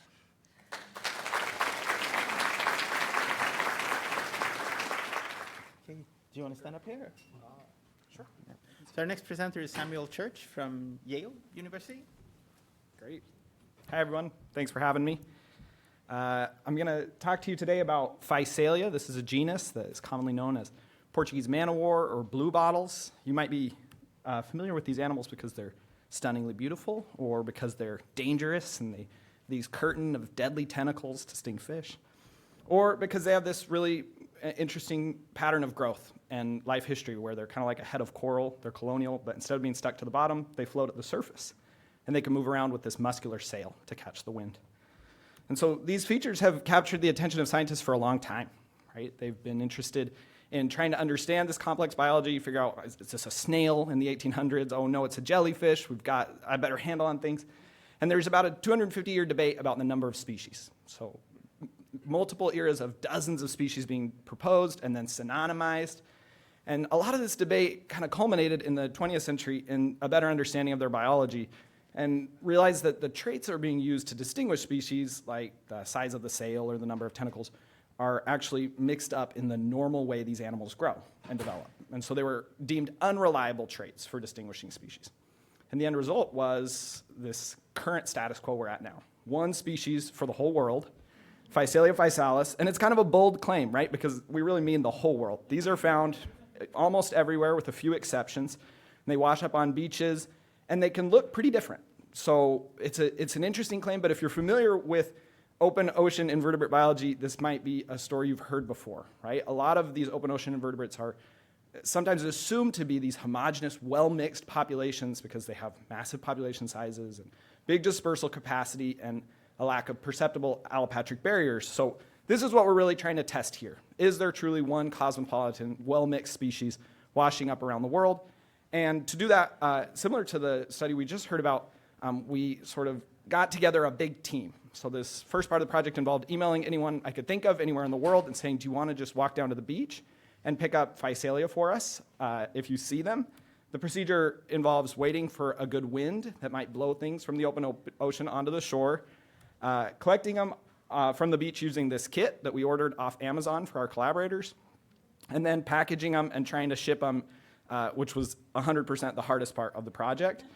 And then once they arrived to Yale Peabody Museum, we were photographing fixed specimens, extracting DNA, and then performing aluminum whole genome skimming. So I'll give you an example of one spectacular collection event from Oahu. This is one of our collaborators, an entomologist turned Physalia biologist by this project, finding just a ton of little blue bottles washing up on their beach. For this project, we also generated a new assembly for Physalia, which ended up being a challenging project because it's about 3 gigabases and 80% repeats. But we think we've pushed through some of the major obstacles to get something that's relatively complete and contiguous and works for our purposes. We received about 400 specimens total, of which we've sequenced 130, and we just have a lot of data. And our goal is for this data to be maximally useful for a bunch of future projects as well. So let's jump into the results. I'm going to show a PCA here. You can imagine if it's one well-mixed population, we might see a continuous distribution, perhaps along a latitudinal, longitudinal gradient. And of course, that's not what we find, right? So we see these really distinct clusters. For example, cluster A. These are all the samples from the North Atlantic and none of the samples from anywhere else. A cluster we're going to call B1, that's in the Indo-Pacific and down into the Southwest Atlantic. B2, kind of adjacent to it from the North Pacific. C1 from the southern tips of continents around the globe. And C2 just from the Tasman Sea. So we've got 5 really distinct clusters in our PCA, and they have these different ranges, but a lot of range overlap as well. And multiple lines of evidence suggest to us these are different species. So we can look at shared ancestry plot using the admixture function in PCA, and we see very little evidence of mixing. Reciprocal FST values are as high as 0.6, the lowest being between B2 and B1, that's 0.29. We get mitochondrial genomes from this Illumina skimming, so we can assemble whole mitochondrial genomes, build a phylogeny, and we recover the same monophyletic groups with some interesting relationships between them. B1 and B2 are sister, for example. We can curate a data set of 800,000 high-quality SNPs, and then using SVD quartets, estimate a nuclear phylogeny for these specimens, again, monophyletic, and then look at the relationship between these populations, and we get really high support from SVD quartets on internal branches. And then we can use that to estimate introgression using D-suites. So between all quartets of these lineages, we find no significant evidence of introgression. No z-scores above 2, no p-values below 0.05. So very little evidence of gene flow between these 5 populations. But this is only half the project, right? So we've got these perhaps 5 different clusters, 5 different species, something like that. But how do we connect it back to those historical hypotheses, which were based purely on morphology? So to do that, I'll introduce you to a second big data set from this project, and it comes from the participatory science website, iNaturalist, right? So every single day, somebody or multiple people walk down a beach and take a picture of Physalia and post it, and sometimes they're like, what am I looking at here? And it's just this huge global effort, and it's really exciting. So this is me flattening the 12,000 research-grade observations that were present at the time across years, so you can kind of see the seasonality. It just gives you the sense that everybody's working on this together, and that's really how this project has felt. So a couple of really excellent undergraduates took the lead in trying to score some gross morphology from these iNaturalist images. And I'll emphasize, these are the animals not on their best day, right? They've watched ashore, they're not happy to be there, and we're not gonna get down to like fine scale, canal structures or something like that. But we can estimate a few things about what these animals look like, and especially relative to what historical siphonophore biologists were proposing at the time. So we can do things like score some relative dimensions of the crest height, the float length, the body color, the number of principal tentacles, if we can see them, or the number of mature reproductive bodies that are on these animals. That might give us a sense if this animal's kind of a mature colony. And when you look at the thousands and thousands of images that we've now looked at on iNaturalist, what seems to be this wide range of possible morphologies actually starts to take shape into a couple patterns. So you might not believe me. That's okay. I'm going to try and convince you that there are some really discrete patterns in suites of characters that run together in these physalia morphologies. You'll see some variation in color, some variation in maybe tentacles. I'll cartoonify what I think are the 4 morphologies we've identified from this data set. And they represent suites of characters that run together.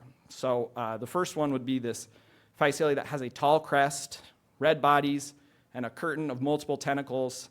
There's another one with this kind of glassy clear flow, and it has yellow mouths on the feeding bodies, usually one central tentacle.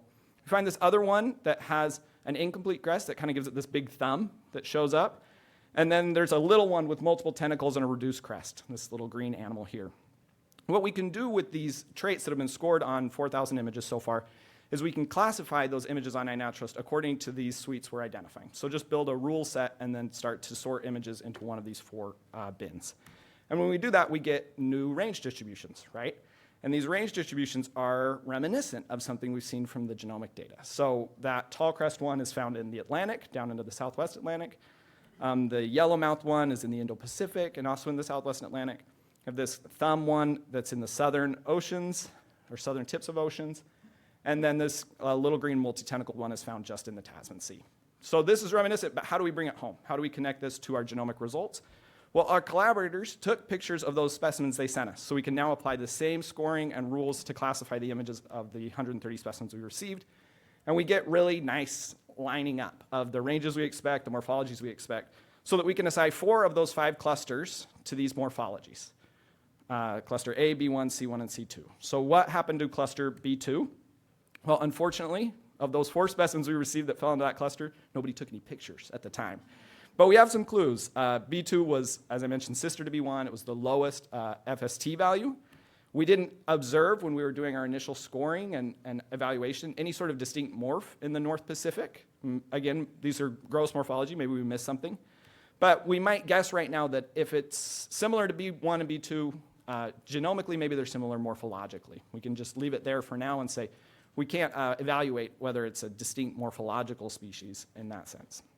So 3 of these 4 species that we have identified, though, I'll tell you, are congruent with historic hypotheses, meaning when we go back through the historic literature and we look at, these are some of the earliest cruises in the 1800s, we find drawings and descriptions that line up with what we're observing now, those same suites of characters. So we can assign 3 names to these species, Physalis, Utriculus, and Megalista. The 4th one we find no precedence for up at this point. So this is maybe a new species known only from the Tasman Sea. And you might be saying, okay, well, was this obvious then? Should we have guessed those 3 species to begin with? And to defend the 20th century biologists, I'll just say, some of these original drawings leave a little bit to the imagination, right? I don't know if it's a good drawing of the bird, but they did not think it was a good drawing of the Physalia, and maybe it's just because they hadn't looked at thousands and thousands of images on iNaturalist. And I really feel that some of these pictures have vindicated these old hypotheses by saying, this is a bad drawing perhaps of an Atlantic Physalia, but it's a great drawing of maybe some that wash ashore in South Africa. And then the final story I want to tell you about these animals, we can take this same approach of looking at genomic variation and examining structure or potential structure and apply it now within species. So we have pretty rich sampling for each of these species. And if we look at Physalia physalis, this is our friend from the Atlantic, and we look at a PCA of just those specimens, we again see some pretty significant structure within. And now this structure aligns with geographic or oceanographic region. So on the left, we largely get the Northwest Atlantic down to the Gulf of Mexico. On the right, we get the Northeast Atlantic. But there's a few exceptions, these little black arrows I'm pointing out. And these are 3 of the multiple specimens we received from the Azores and Bermuda. These are 3 individuals that are sort of out of place, right? They don't have the genomic signature of their buddies that we picked up on the beach, maybe even the same day. And what that suggests to us is the possibility of a long-distance dispersal event, an individual long-distance dispersal event that we might have captured in this data. And we do think these animals can sail. We think that's possible, right? But these dispersal events, if they're real, are not swamping out this strong regional signature that we're observing. And this pattern is consistent across the other species we're looking at as well. So if we look at Physalia utriculus, we again see these signatures of regions. So there's like a really identifiable Hawaiian cluster. But we see one Hawaiian specimen, that pink one up with an arrow in the middle, that's kind of out of place, collected in Guam, right? And we see the same thing for Megalista, an Indian Ocean and a Pacific Ocean, but one specimen that's out of place. So this is a reproducible pattern, but it's an exciting pattern to us because it suggests structure is predominant at multiple scales in the Physalia system. So the conclusions here are that there's at least 4 species of Physalia, no strong evidence of gene flow. They have distinct overlapping ranges, and at least one of them is what we would call like a single ocean endemic, really exciting for these open ocean animals. This isn't a common story. 3 of them are consistent with historic names, and within species we get this regional persistic subpopulation. So I just want to emphasize this is with an animal that can literally sail the ocean. So if there's structure within structure at that level, I think that we can expect that to be perhaps the rule for open ocean invertebrates. So, all right, we've had a great team on this, and thank you very much.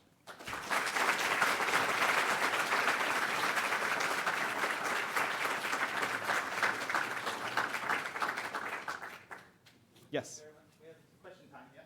With this data set, would you be able to see what was the actual point of origin of the Physalia? Great talk, by the way. We think we can, perform a rudimentary ancestral state reconstruction perhaps on biogeography, and the relationship suggests that most of the diversity is in the Southwest Pacific, and so it's perhaps plausible that they're coming from there, and then Atlantic is kind of this blind alley for them that they've moved into. Yeah.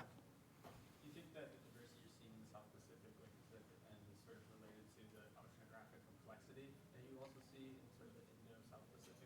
Yeah, so that's a great question about whether the oceanographic complexity, and maybe you're referring to things like the currents and wind systems that are going on down there. We do think those have a significant role in structuring these populations. That's our best guess for the within species structure. And I can't speak to whether it's more likely that there would be processes that generate structure in the Southwest Pacific, but in general, I do think that's probably the most relevant factor. Yeah. Yeah. Is there anything about life history or lifespan that might tell you how likely it is to disperse from one spot to the other? We have no idea how long they live, but they do reproduce in kind of a funny way, which is they create these reproductive clusters, and then they drop them down into the water column, and then we don't know where they go. So. Hi, so I'm Floriane, and I'm in Oscar Prebala's group in the Leibniz Center for Tropical Marine Research. And today I will be talking about a case of a marine radiation that happens in the near absence of a phylogenetic signal. That's not it. That's the start. Okay. You might have to aim towards the podium with the clicker. Yeah. So phylogenies are used in evolutionary biology as the backbone of evolutionary studies and also to test hypotheses, for example, population genetic hypothesis. And under the genic view of species that was introduced by Wu and Tin in 2004, they say that they hypothesized that specific genomic regions should have an outstanding phylogenetic signals at the early stages of radiation that relates to species diversification, and that these regions might be the basis of functional divergence between species. Here I'll show a case where this isn't the case at the whole genome level and at those specific genomic regions. I will do so by looking at the hamlets from the genus Hypoplectrus. They're a coral reef fish from the wider Caribbean, and they have a very recent origin. So this is a Serraninae subfamily tree reconstructed from the fish tree of life, and you can see in red the hamlets in red and the sister species in black, and you can see they're all squished at the side, kind of like showcasing their recent origin. And this was done by Martin, which is a senior scientist in my group. And also the hamlets have one of the fastest speciation rates in the marine realm. There is ichthyologists, they've described 18 species of hamlet that mainly differ through color patterns. So as you can see here, there's like the 18 species, and they're all very colorful and different. And that also shows that there was, the hamlets kind of like have this phenotypic diversification. They also have a very interesting mating system. They are simultaneous hermaphrodite, meaning that they can change between male and female, or like one individual can change between male and female round after the other. And that implies that there is a mutual mate choice. So they, at 6 p.m. on the reef in the tropics, in the Caribbean, they will go and find each other based on visual cues.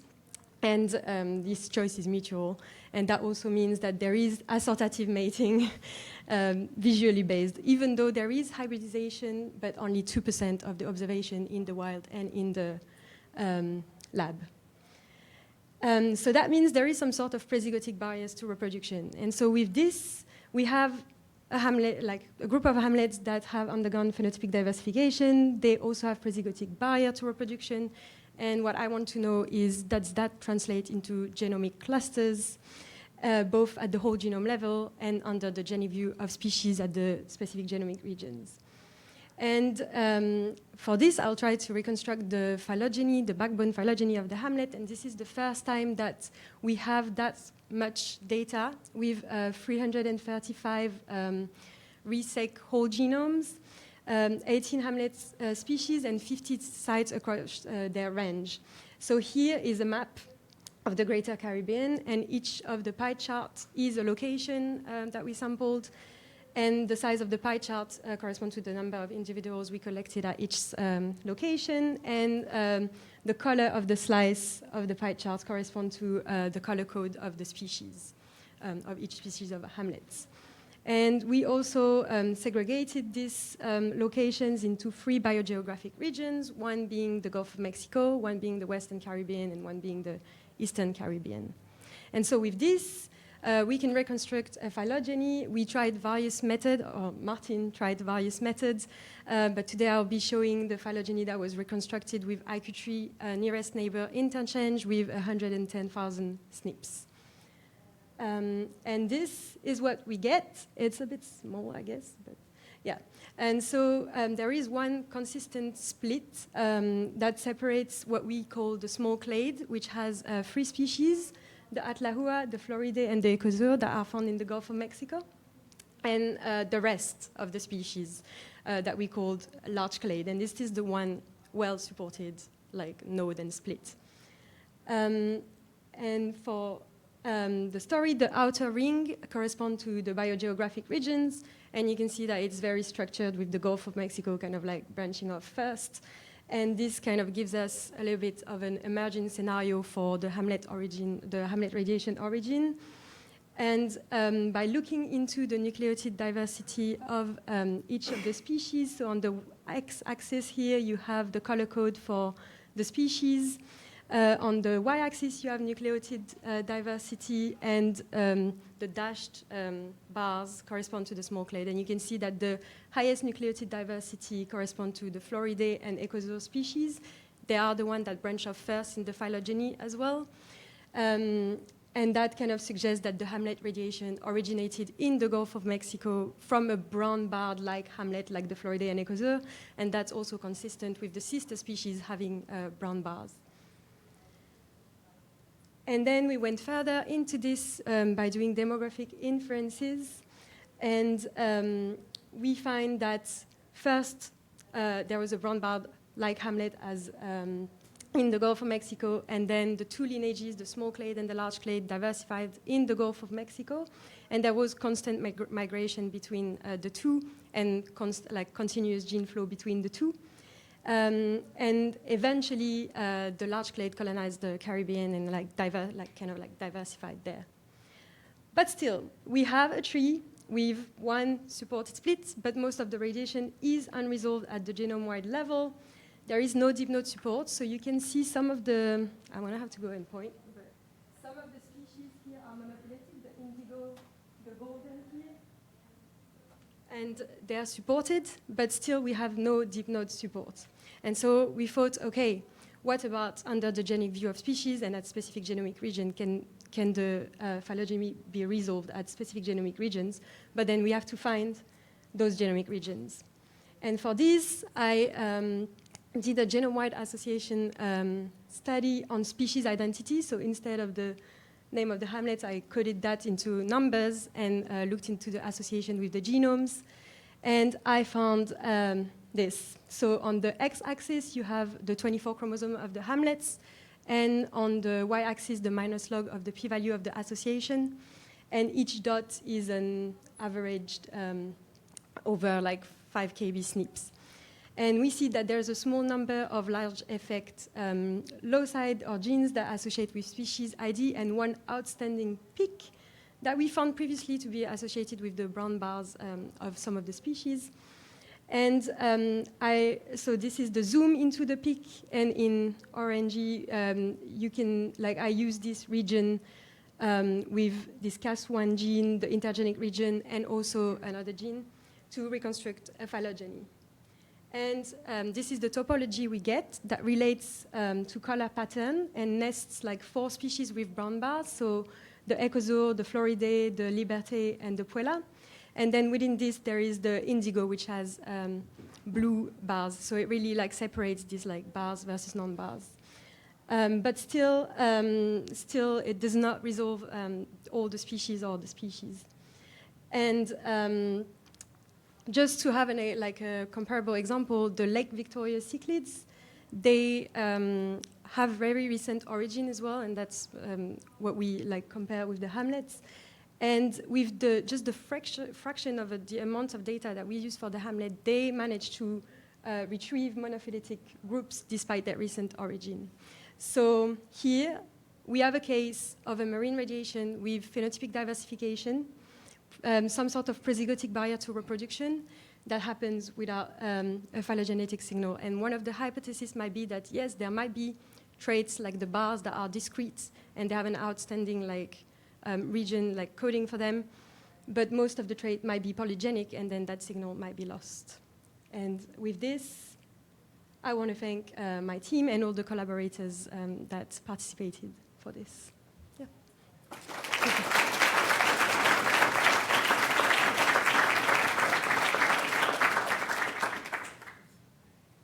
Thank you. Time for questions.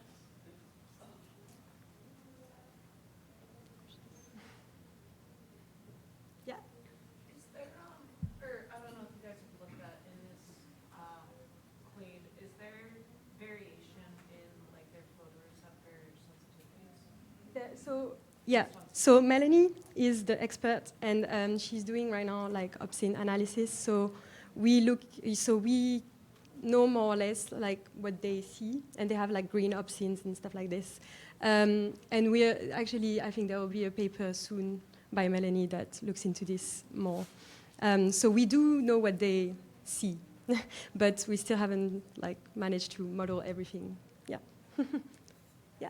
Could you tell us a little bit about the functions of those outlier regions that you found in the GWAS? Yeah. Do you know what biological function they have? Yeah, so the Cas1 is a transcription factor, a zinc finger transcription factor, so it regulates gene expression and stuff like this. Yeah. But I think that's Melanie's result, but we haven't found, so we looked into the epigenetics of this, and we didn't find that they were, like, the Cas1 is expressed almost all the time the same between species, but for example, it's overexpressed in the retina tissues. So it must be something like, I don't know, like a synergistic effect between pigmentation, vision, behavior, or like mating choice or something like this. Yeah. Yeah? Following up on the first question, are there differences in the visual environment? Like, are there, areas where maybe the fish may be able to see further or less far, and does that impact the species that you see there? So there is, so they live. Oh, you couldn't hear the question? So, yeah, so if they have different vision, like if their environment are different, so it would kind of impact vision or what they see or whatever. So some of the species live in sympatry in the same reef, some don't, some are endemic to some region and stuff like this. There might be differences, but so far not that we know. Yeah, I think one of the most plausible thing would be mate choice, but also maybe strategies of avoidance of predator or sociability, stuff like this, because they are solitary fish. And so that's also a paper that Melanie and I, like, she's doing this with some people also from the University of Groningen and Owen from Panama and Oscar. She's looking into behavior as well. Yeah, so that will come out soon. Yeah. We still have 2 minutes. Sorry. Yeah. Just wondering if your data allows to look for small structural variants that may distinguish groups? Like Inversions. Yeah, so we haven't, so there is this like chromosome 8. We haven't looked into this because I don't think it's possible without data, but there is this like chromosome 8, which we think is either an inversion because there's a lot of like noise in the signal, or we think it might be an ancestral sex gene or something. But we don't know, and we've looked into this like many, many times, and it's just a rabbit hole, and we don't find anything. Yeah. So, yeah. Question also. So the reason that you don't see very well resolved, could it be that there was during the speciation radiation that there was a lot of introgression going on? So- GPO? Yeah, unfortunately, I couldn't show everything, but yeah, there is a lot of introgression. And so it seems like the 2% hybridization that we observe in the wild is enough to like kind of like mix. Yeah, it could be this. It could be that it's a recent origin, so maybe we haven't seen yet anything. Or it could be also that some traits are just polygenic and then we lose that signal. Yeah. Thank you. So the last speaker before lunch is Alexis Marion from the Institute of Evolutionary Science in Montpellier, in France.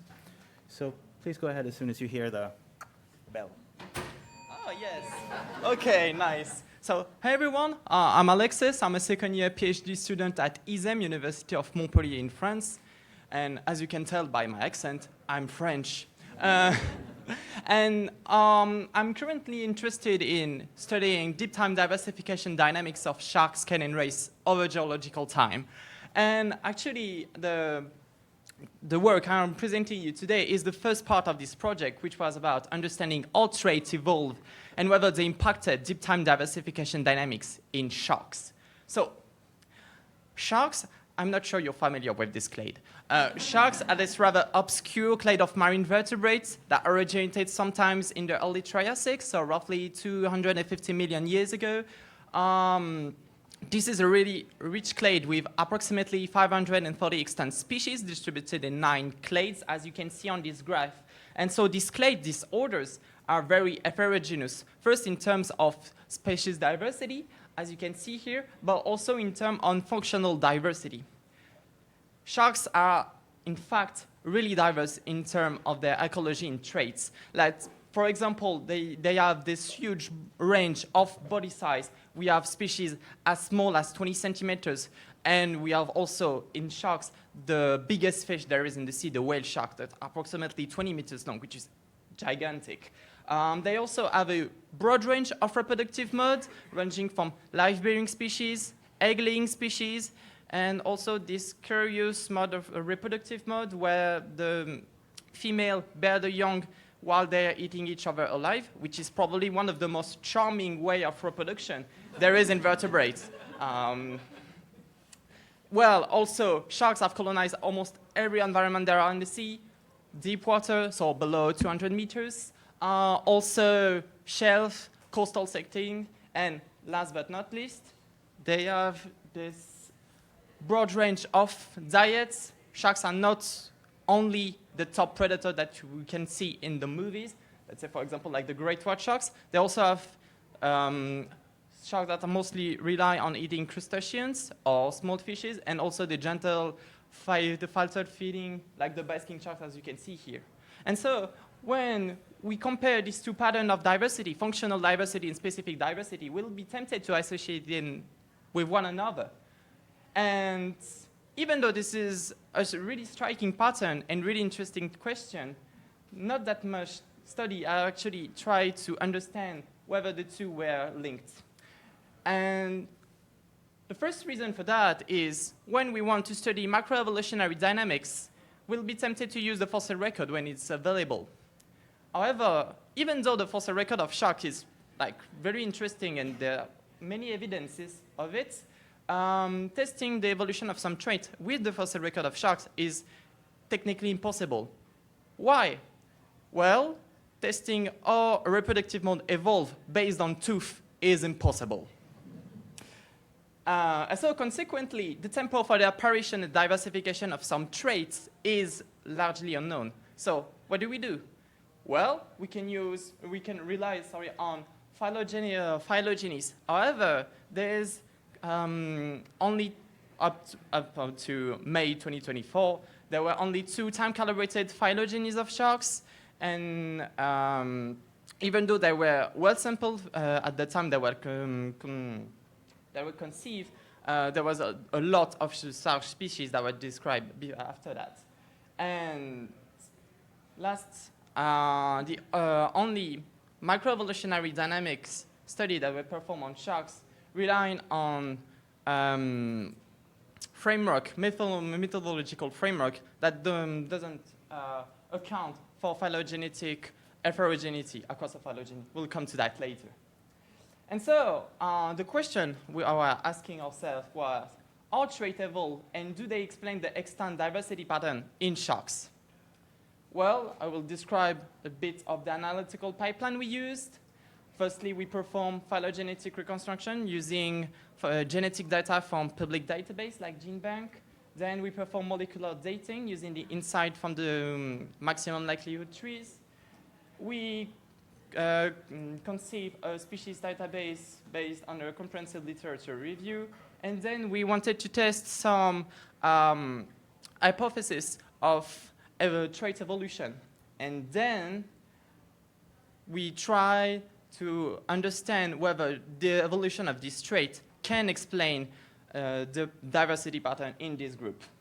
So briefly, I will talk about the phylogeny, which is not like the most important part of this work, but we constructed, which is now the most comprehensive time-calibrated phylogeny of sharks, pretty well supported, and we time-calibrated it. And so we found an origin of this group roughly during the Permian, which is quite compatible with fossil evidence. And then we'll talk about the methods of trait evolution, which is, I think, most interesting. So we performed this trait evolution analysis using a statistical framework based on maximum likelihood. And we wanted to test some scenario of evolution. So for example, when we have this scenario of evolution, all traits can transition to one another. However, we can have some hypotheses that, well, let's say we cannot transition, when we have a small species, it cannot transition directly from small to large. So we created this quote-unquote sequential model of evolution for all the traits we used. And based on model selection using metrics such as the ICC, we selected the model which was the best fit. And we also performed diversification analysis using a methodological framework that some of you might be familiar with, is the SEC model, and which was based originally on the BISSE. And even though BISSE is a great methodological framework, it also comes with limitations that were highlighted notably in 2015. When you see, for example, this phylogeny, you may be tempted to say, well, based on the distribution of traits, white dots diversify more than black dots. But in fact, this finding might be just a result of the shape of the phylogeny and not the trait by himself. So there was this huge methodological development back in 2016 and 2019. Well, we introduced the concept of hidden traits. So we take into account the shape of phylogeny to understand diversification patterns.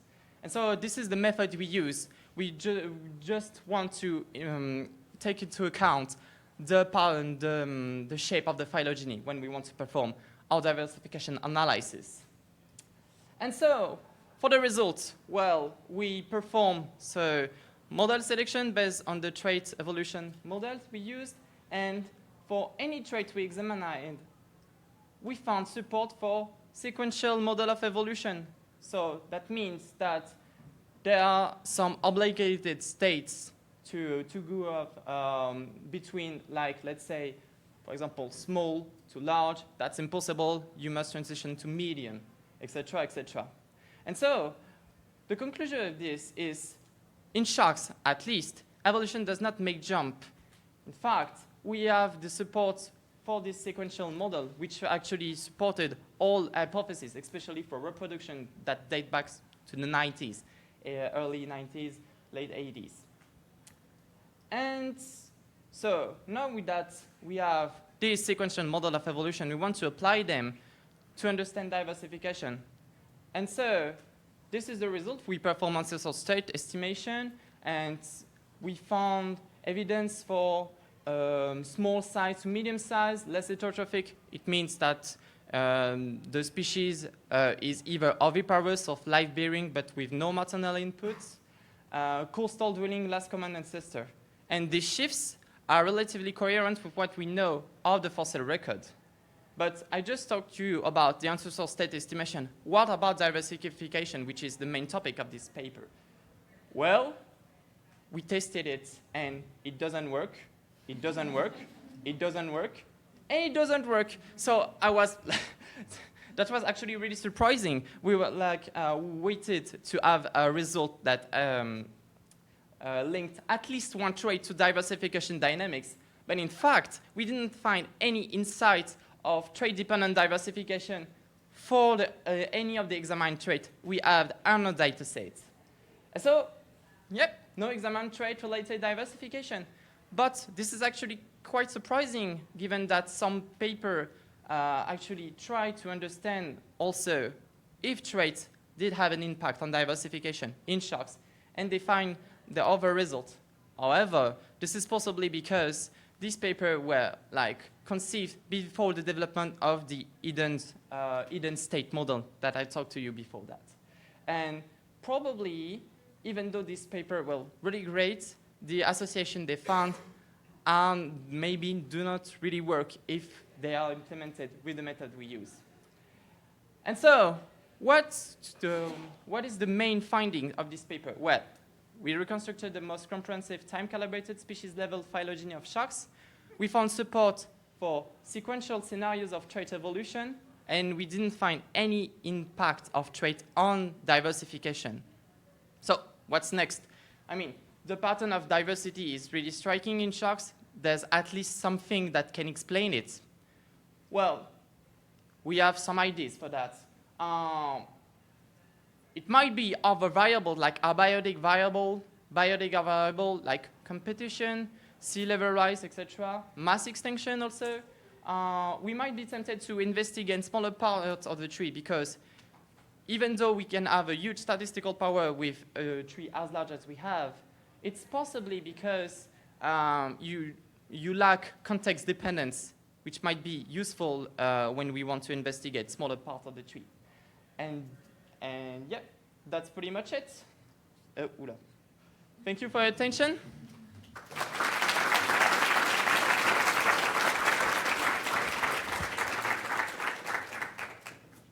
Questions?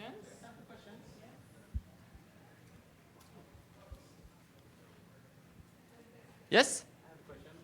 No one else has it right now. So, in the time-calibrated tree, can you see sort of when the radiation started occurring? Yes, yes. So the thing is, in the time-calibrated trees, since it was Bayesian, we have like a posterior distribution, so there's uncertainty for the splitting of clades. But from what we can see, is actually some of them happen after mass extinction events, or roughly across the, for example, KPG boundary, so the Maastrichtian Danian, the crisis that ended non-invent dinosaurs, and sort of. There's also a really interesting pattern especially in one group, which is the squaliform here, or you have this nice radiation in like a really small temporal frame. And what we are studying right now in our lab, it's probably because it's like coincidental with the colonization of deep sea for this clade. And yeah, okay.